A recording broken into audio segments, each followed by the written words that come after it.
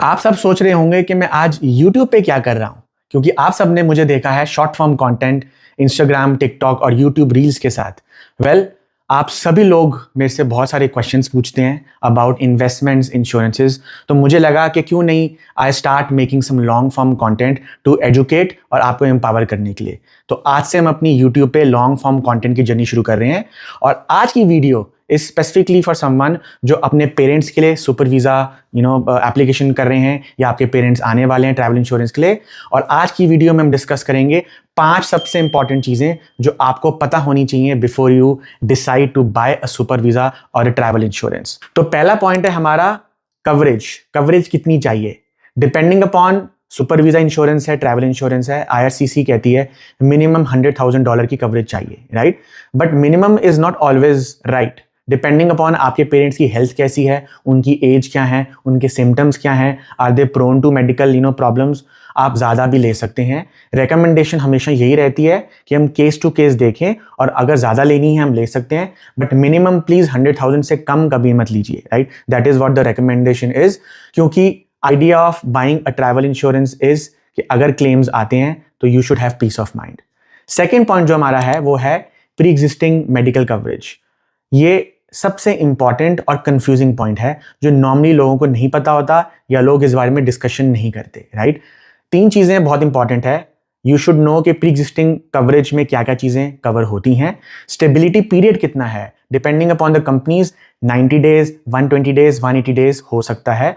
और स्टेबिलिटी है या नहीं है, अब इसका मतलब है स्टेबल का मतलब क्या कोई नए सिम्टम्स तो नहीं आए उस पर्टिकुलर पीरियड में, कोई डायग्नोसिस नया, कोई चेंजेस इन द मेडिकेशन, कोई हॉस्पिटलाइजेशन। तो ये सब चीज़ें जो हैं वो बहुत इंपॉर्टेंट है, जो आपको पता होनी चाहिए, based on which you will come either under stable और नॉट सो स्टेबल। और अगर आपके पेरेंट्स को diabetes, BP, sugar, kidney, insulin, ये सब चीज़ों में से कुछ भी है तो प्लीज़ उसको आप अपने एडवाइज़र को बताओ, because lot of companies don't cover heart and diabetes for example, right. तो आपको ये सब चीज़ों की नॉलेज होनी बहुत ज़रूरी है, बिकॉज अगर आप ये नहीं बताएंगे तो क्लेम रिजेक्शन के चांसेस काफी ज्यादा हो जाते हैं। पॉइंट नंबर 3 है कौन कौन सी चीजें कवर नहीं है। So things which are not covered. Normally लोगों को लगता है इंश्योरेंस ले ली सब कुछ कवर्ड होगा, but unfortunately that is not the case. तो चीजें फॉर एग्जाम्पल अगर कोई प्रेगनेंसी रिलेटेड इश्यूज हैं, कोई मेंटल हेल्थ इश्यूज हैं, अगर आप सिर्फ वॉक इन चले गए रूटीन चेकअप कराने, राइट, ये सब चीजें, हाई रिस्क एक्टिविटीज, कोई डेंटल से रिलेटेड कोई मेजर प्रॉब्लम्स हैं, ये सारी चीजें कवर नहीं होती हैं। और even unstable pre medical conditions. तो इट इज इंपॉर्टेंट कि आप लोग ये समझें कि क्या क्या एक्सक्लूजन्स हैं in your policy that you are buying. सिर्फ सस्ती लेके पॉलिसी मत खरीदिए, राइट।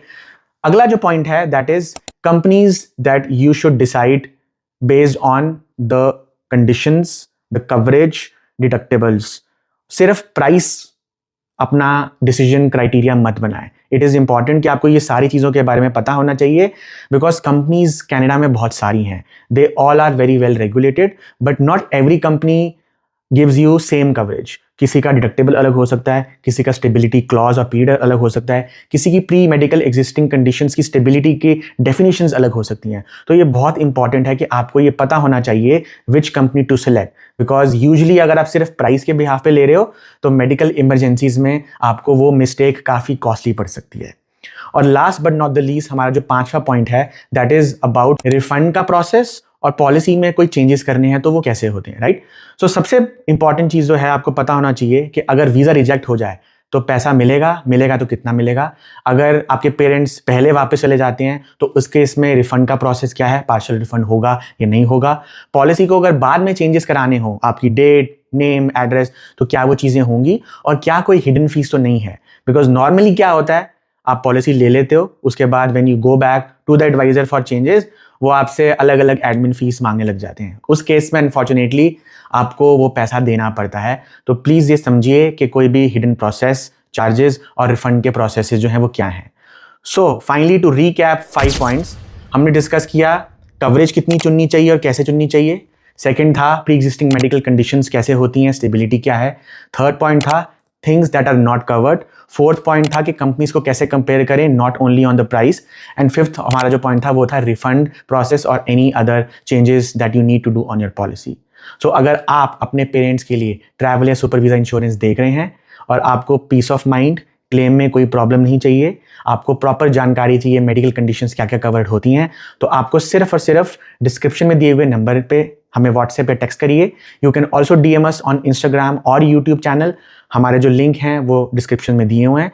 एंड अगर आपको ये वीडियो पसंद आई हो तो प्लीज़ इसको लाइक करिए, शेयर करिए और चैनल को सब्सक्राइब करिए। Thank you so much, have a great day.